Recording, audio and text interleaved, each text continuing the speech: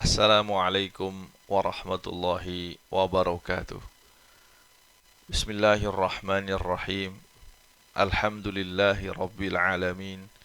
Hamdan yuwafi ni'amahu wa yukafi'u mazidah. Ya Rabbana lakal hamdu kama yanbaghi li jalali wajhika wa li 'azimi sultanik. Subhanakallahumma la nuhsi thana'an 'alaika anta kama athnaita 'ala nafsik. Allahumma salli wa sallim wa barik ala sayyidina Muhammadin wa ala alihi wa sahbihi wa man tabi'ahu ila yaumiddin. Rabbi shrah li sadri wa yassir li amri wahlul 'uqdatam min lisani yafqahu qawli. Para pendengar yang dimuliakan oleh Allah Subhanahu wa taala. Alhamdulillah, seperti biasa pada pagi hari ini kita bisa bersua kembali dalam kajian rutin kita dalam halaqah fikih yang alhamdulillah pada kajian kita yang lalu telah kita selesaikan pembahasan mengenai cara sholat gerhana, dan insya Allah setengah jam ke depan kita akan berbincang-bincang mengenai cara sholat istisqa, yang mana sholat istisqa ini adalah salah satu sholat yang disunahkan, yang mana arti daripada istisqa itu adalah minta siraman atau minta hujan. Sholat istisqa ini disunahkan ketika terjadi kekeringan, hujan sudah lama tidak turun, sumur sudah tidak mengalirkan air lagi, terjadi kekeringan yang panjang sehingga kita umat manusia sangat membutuhkan air. Ketika itu kita diperintahkan dan disunahkan untuk melakukan sholat istisqa. Sholat istisqa ini pertama kali dilakukan oleh baginda Rasulullah SAW pada tahun ke-6 Hijrah. Jadi pada tahun ke-6 Hijrah terjadi kekeringan di masa Rasulullah SAW, dan Rasulullah SAW mengajak para sahabat untuk melakukan sholat. Sholat istisqa ini hukumnya adalah sunnah muakkadah, sunnah yang sangat ditekankan. Tapi kalau sholat istisqa ini adalah ada anjuran atau ada perintah dari imam atau pemerintah, presiden, wakil presiden, atau gubernur, pak bupati, atau pak camat, memerintahkan dan menganjurkan masyarakat untuk melakukan sholat istisqa, maka hukumnya tidak sunnah lagi, tapi menjadi wajib. Menjadi wajib. Sholat istisqa ini disunahkan untuk orang yang tidak bepergian ataupun orang yang bepergian. Ya, untuk orang yang bermukim atau orang yang lagi bepergian, kalau memang perlu dilakukan sholat istisqa, maka disunahkan bagi mereka. Tapi kalau sholat istisqa itu tidak ada perlunya, misalnya sekarang musim penghujan, maka tidak disunahkan. Bahkan para ahli fikih mengatakan tidak sah, karena tidak ada sebabnya. Secara umum para ahli fikih menyebutkan istisqa atau cara minta hujan kepada Allah Subhanahu wa taala ini ada 3 cara. Yang pertama adalah mutlaqud du'a fi ayyi awqatin ahab, yaitu doa minta hujan kepada Allah Subhanahu wa taala dengan cara berdoa kapanpun yang dia inginkan. Doa itu kan tidak punya waktu tertentu, kapan saja kita bisa berdoa kepada Allah Subhanahu wa taala, apalagi kalau kita dalam kesusahan, dalam bencana, maka kapanpun kita disarankan untuk melakukan doa. Begitu juga ketika terjadi kekeringan. Cara yang pertama, yang paling mudah untuk dilakukan, yang dianjurkan oleh agama adalah dengan berdoa, minta kepada Allah Subhanahu wa taala supaya cepat menurunkan hujan. Karena hanya Allah Subhanahu wa taala yang bisa menurunkan hujan tersebut. Kemudian, kalau itu sudah dilakukan, kita bisa melakukan cara yang kedua. Istisqa atau minta hujan dengan cara yang kedua, yaitu ad-du'a'u ba'dar ruku' ar-raka'ah al-akhirah minas salawat al-maktubah wa khalfas salawat wa fil khutbatil jum'ah wa fid durus wa ghairiha, yaitu dengan melakukan doa di waktu-waktu yang mustajabah, seperti doa kita memanjatkan doa kepada Allah minta diturunkan hujan di setelah rukuk, yaitu di waktu i'tidal di rakaat yang terakhir, baik itu salat zuhur atau salat asar atau salat maghrib atau salat isya atau salat subuh, seperti kunut nazilah ya. Seperti pada masa-masa sekarang kita dihebohkan dengan virus yang menyerang manusia, virus corona. Ini kita bisa melakukan kunut nazilah ketika terjadi sesuatu yang menggemparkan ya, seperti tidak turunnya hujan, datangnya penyakit atau wabah. Ini kita bisa melakukan doa di rakaat yang terakhir setelah rukuk, yaitu ketika waktu i'tidal. Juga khalfas salawat, kita berdoa setiap selesai sholat, baik sholat fardu atau sholat sunnah. Begitu juga ketika khutbah Jumat, begitu juga ketika selesai pengajian-pengajian. Itu adalah waktu-waktu yang mustajabah yang kita dianjurkan untuk memperbanyak doa. Kemudian cara yang ketiga adalah dengan melakukan sholat istisqa. Ini yang menjadi pembahasan kita. Dan ini adalah cara yang paling utama ketika seorang muslim ingin meminta hujan kepada Allah Subhanahu wa taala. Sholat istisqa atau sholat minta hujan ini jika dilakukan dan dianjurkan oleh penguasa, oleh imam, dianjurkan oleh Pak Bupati atau Pak Camat atau Pak Lurah atau yang mewakilinya, maka pertama kali yang dilakukan oleh imam adalah dengan mengumumkan kepada khalayak ramai bahwasanya kita nanti akan melakukan sholat istisqa. Maka sebelum sholat istisqa kita lakukan, yang pertama kali yang patut dianjurkan oleh imam atau yang mewakilinya dalam hal ini adalah menyuruh khalayak ramai atau masyarakat muslim untuk melakukan taubat yang sungguh-sungguh. Karena bagaimanapun segala sesuatu yang terjadi kerusakan di muka bumi ini terjadi karena tingkah laku manusia dan kemaksiatan yang dilakukan oleh manusia tersebut. Maka dalam hal salat istisqa ini, para ahli fikih, ulama kita menerangkan, jika imam atau yang mewakilinya ingin mengadakan salat istisqa bersama, maka yang seharusnya mereka lakukan adalah mengumumkan kepada masyarakat agar sebelum melakukan salat istisqa, mereka diminta untuk taubat yang sungguh-sungguh. Taubat yang sungguh-sungguh dari segala dosa. Karena adanya bencana itu karena dosa yang telah dilakukan oleh manusia itu sendiri. Seperti dalam Al-Quran, Dhaharal fasadu fil barri wal bahri bima kasabat aydin nas. Liyudhiqahum ba'dalladzi amilu la'allahum yarji'un. Surat Ar-Rum ayat 41. Dhaharal fasadu, telah terlihat kerusakan, fil barri wal bahri, di dalam laut dan di dalam daratan. Bima kasabat aydin nas, sebab olah tangan anak manusia. Ya, semuanya itu karena akibat dari kerakusan manusia, kemaksiatan manusia, sehingga Allah Subhanahu wa taala menurunkan kerusakan, ya, kerusakan. Makanya untuk agar Allah Subhanahu wa taala menghilangkan kerusakan ini dan mengangkat bencana ini, kita disuruh untuk taubat dengan sungguh-sungguh. Yang kedua yang dianjurkan oleh imam adalah sedekah kepada fakir miskin. Karena seperti dalam hadis, sedekah ini menolak bala. Ya, seperti kita sekarang terjadi bencana wabah corona, kita memperbanyak sedekah kepada fakir miskin, karena sedekah itulah yang menolak bala.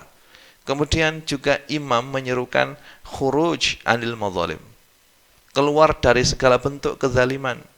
Kalau sekarang Anda telah mendolimi manusia, menggosok tanahnya, mengambil hak orang lain tanpa hak, ya, atau mendolimi orang lain, menyakiti orang lain, kita harus mengembalikan itu semua dan minta maaf kepada orang yang kita zalimi, agar Allah benar-benar mau mengangkat bencana yang diturunkan tersebut. Kemudian islahu dzatil bain, berdamai dengan orang yang bercekcok dengan kita. Karena adanya cekcok atau ketidakcocokan atau satru antara sesama muslim ini mengakibatkan turunnya azab atau turunnya bencana. Maka imam menganjurkan hal tersebut. Kemudian hal yang lainnya dianjurkan oleh imam adalah siyamu arba'ata ayam, puasa 4 hari. Biasanya sekarang hari Kamis. Maka imam membuat pengumuman kepada halayak ramai, insya Allah nanti kita hari Selasa, ya. Misalnya Sabtu, Minggu, Senin, Selasa. Hari Selasa kita akan mengadakan sholat istisqa. Maka masyarakat atas anjuran imam, atas anjuran kepala desa atau Pak Camat, mulai sekarang, mulai hari Kamis ini, untuk bertaubat sungguh-sungguh kepada Allah Subhanahu wa Ta'ala, untuk banyak sedekah, untuk banyak istighfar, untuk damai dengan orang yang dia sakiti. Kemudian pada hari Sabtu kita mulai melakukan puasa. Nanti pada hari Selasa kita akan keluar ke lapangan untuk melakukan sholat istisqa bersama. Kenapa harus puasa? Karena para ulama mengatakan puasa ini adalah sebab Allah Subhanahu wa Ta'ala mengabulkan permintaan kita. Makanya kan para ulama itu, kalau orang-orang itu kepengen doanya itu mustajabah, disuruh puasa dulu, tirakat dengan puasa. Karena puasa itu adalah hal yang menyebabkan Allah Subhanahu wa Ta'ala mengabulkan permintaan kita. Dan jika imam menyerukan untuk puasa 4 hari, maka puasa ini hukumnya menjadi wajib. Karena dalam kaidah, jika seorang imam atau penguasa menyerukan atau mewajibkan kepada masyarakat yang ada di bawah pimpinannya untuk melakukan kebaikan, kalau hal itu asalnya adalah sunnah, maka jika diperintahkan oleh imam menjadi wajib hukumnya, dhahiran wa batinan, yang dikatakan para ulama. Tapi kalau hal itu mubah, kemudian diperintahkan oleh imam, maka hukumnya menjadi wajib, tapi wajib secara dhahiran saja. Kemudian yakhrujul imam fi yaumir rabi' min ayyami siyami wa hum shaimun. Pada hari yang keempat, tadi kan hari Sabtu, Ahad, Senin puasa, Selasa itu keluar ke lapangan dalam keadaan puasa semuanya. Dalam keadaan puasa. Fi siyabi badlatin, menggunakan pakaian biasa yang dipakai setiap hari, tidak menggunakan pakaian yang bagus. Wa khusyu'in, keluar dalam keadaan yang khusyuk, benar-benar khusyuk. Ya, keluar dengan benar-benar tadzallul, merasa hina, minta kepada Allah Subhanahu wa Ta'ala. Ya, kita bayangkan diri kita ini sebagai hamba, minta kepada orang yang memiliki kita. Ya, kita seorang hamba, seorang budak, minta kepada orang yang memiliki diri kita agar Allah menurunkan hujan. Ya, otomatis orang yang minta itu harus dalam keadaan khusyuk. Orang minta dalam keadaan takabur, dalam keadaan sombong, tidak akan diberi oleh yang dia minta. Maka dalam keadaan khusyuk. Dan disunahkan sebelum keluar ke lapangan itu, kalau ada air, mandi terlebih dahulu. Kalau tidak ada, ya tayamum. Seperti dalam sebuah hadis yang diriwayatkan oleh Imam Ibnu Majah dan yang lainnya, An Ibni Abbas radhiyallahu anhuma, kharaja Rasulullah sallallahu alaihi wasallam mutawadhi'an, mutabadzilan, mutakhasyian, mutadharrian, fa shalla rak'ataini kama yusalli fil 'id. Rasulullah sallallahu alaihi wasallam ketika akan melakukan salat istisqa, beliau keluar dalam keadaan mutawadhi, rendah diri. Mutakhasyian, dalam keadaan khusyuk. Mutarassilan, dalam keadaan tenang. mutadhari'an dalam keadaan tadharru, benar-benar minta kepada Allah Subhanahu wa taala. Kemudian beliau sholat 2 rakaat minta hujan. Kemudian hal yang ketiga, jika imam telah melakukan sholat berjamaah bersama, selesai sholat maka disunahkan untuk melakukan khutbah. Dan khutbah ini cara-caranya seperti khutbah id. Khutbah id.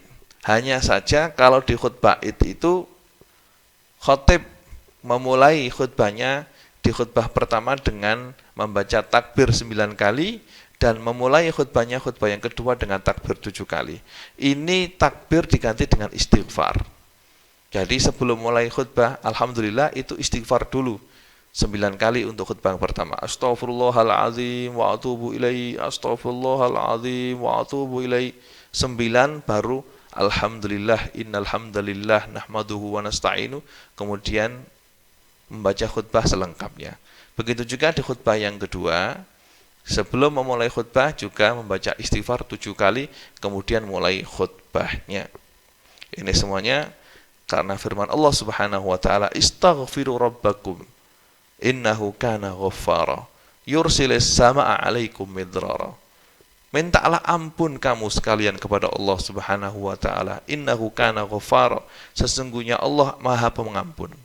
Yursilis sama alaikum midrara, maka Allah akan menurunkan hujan yang deras untukmu. Jadi dengan memperbanyak istighfar, diharapkan Allah Subhanahu wa taala menerima istighfar kita dan menurunkan hujan dengan deras seperti dalam surat ini.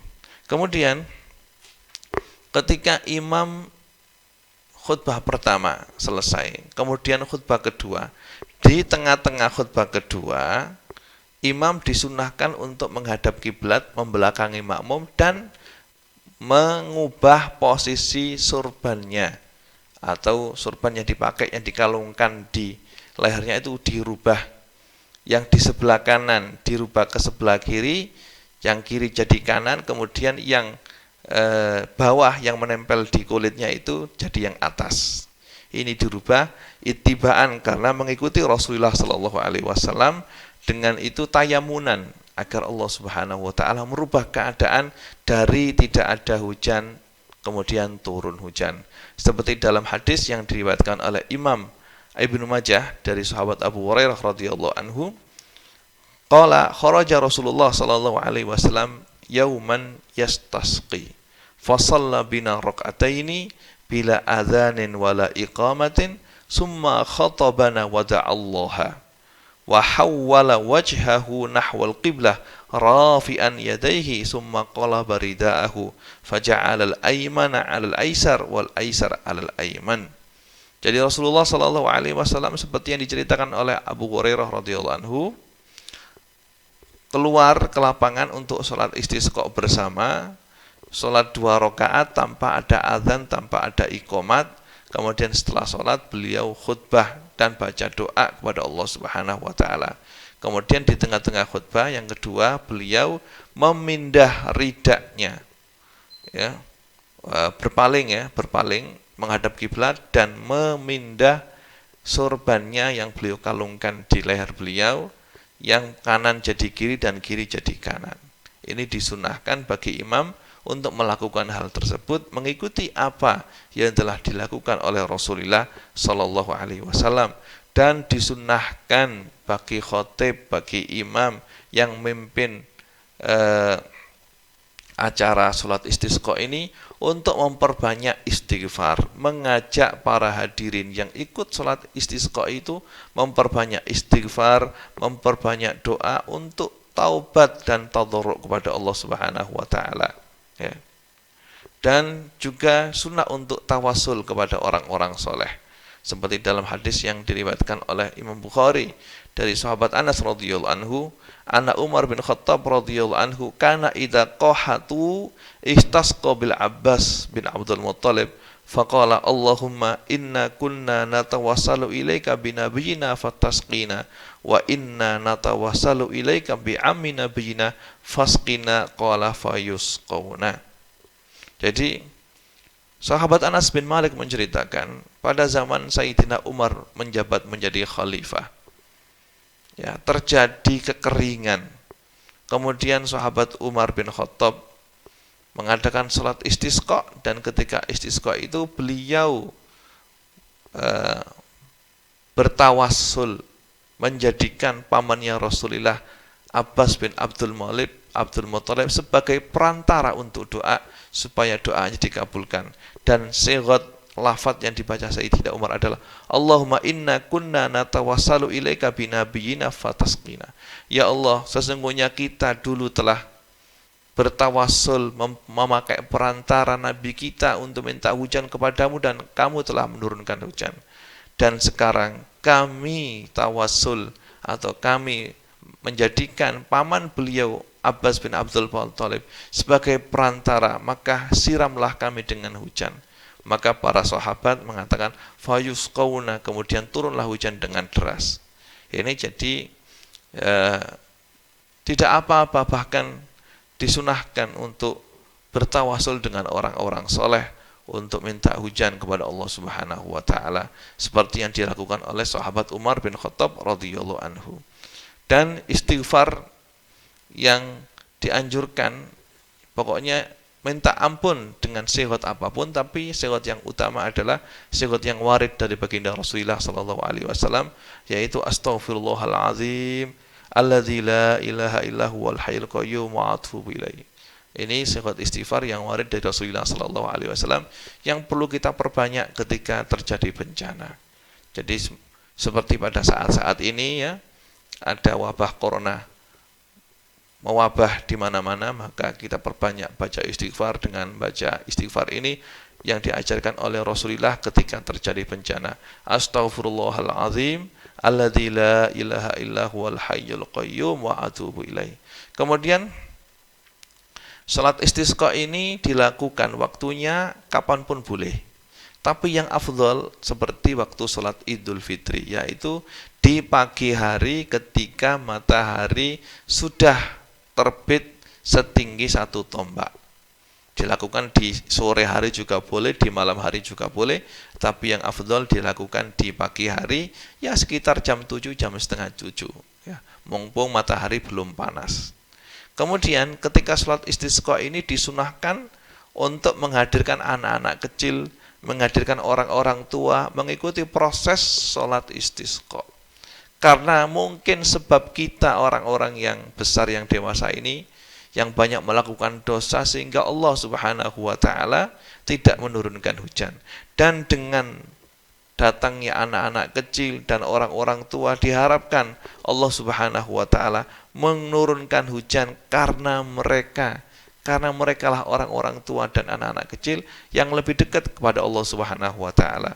Mereka lah yang mungkin dengan rahmat Allah melihat orang-orang tua dan anak-anak kecil yang tersiksa karena tidak ada hujan. Allah merahmati kita karena mereka. Maka disunahkan untuk mengeluarkan ikut prosesi sholat istisqa ini anak-anak kecil dan orang tua.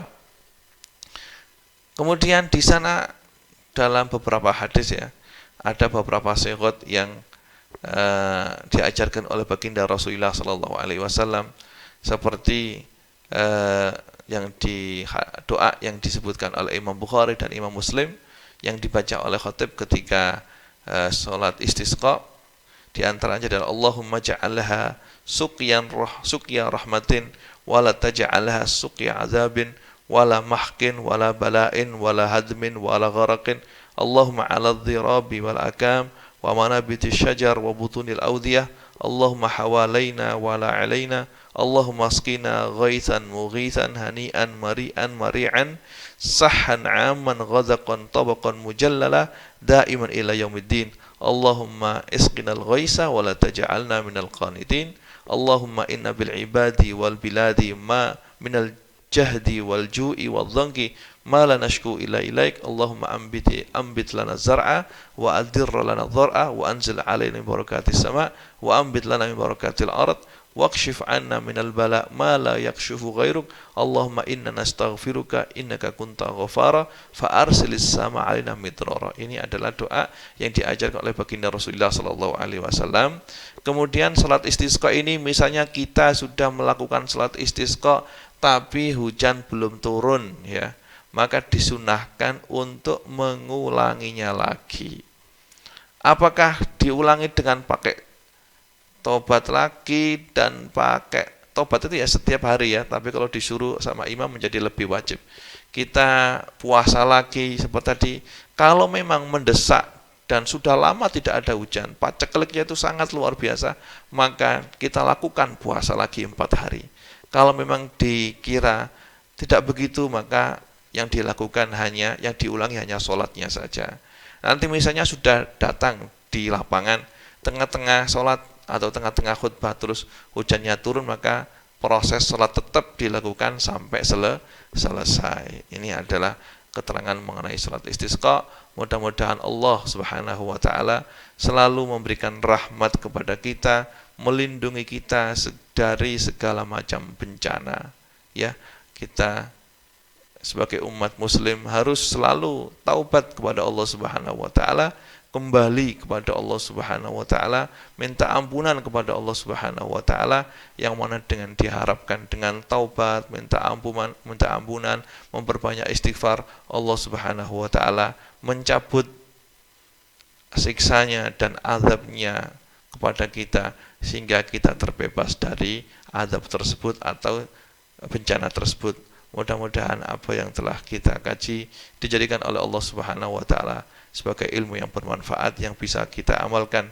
Nas'alullah Subhanahu wa ta'ala ayyaja'alana mimman yastami'unal qawla fayattabi'una ahsana, wa sallallahu ala sayyidina Muhammadin wa ala alihi wa sahbihi wa sallam. Subhana rabbika rabbil izzati amma yasifun, wa salamun alal mursalin, walhamdulillahi rabbil alamin. Assalamualaikum warahmatullahi wabarakatuh.